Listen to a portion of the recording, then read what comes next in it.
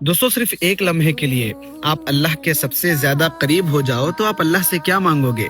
آج میں آپ کو وہ لمحہ بتانے والا ہوں جب آپ اللہ کے سب سے زیادہ قریب ہوتے ہو۔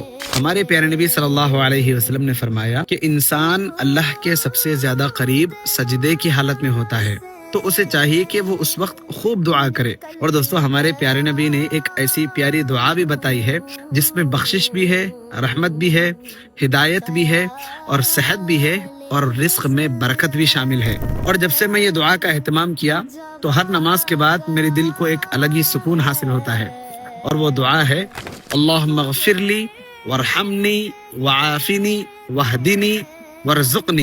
دوستو اس دعا کو سیو کر لیجئے، یاد کر لیجئے، اور ہر نماز میں 2 سجدوں کے درمیان اسے پڑھنے کی عادت بھی بنا لیجئے، اور اسے دوسروں تک پہنچانے کے لیے اس ویڈیو کو شیئر ضرور کر دیجئے، اور آپ ابھی تک فالو نہیں کیے تو فالو بھی ضرور کر لیجئے۔ السلام علیکم۔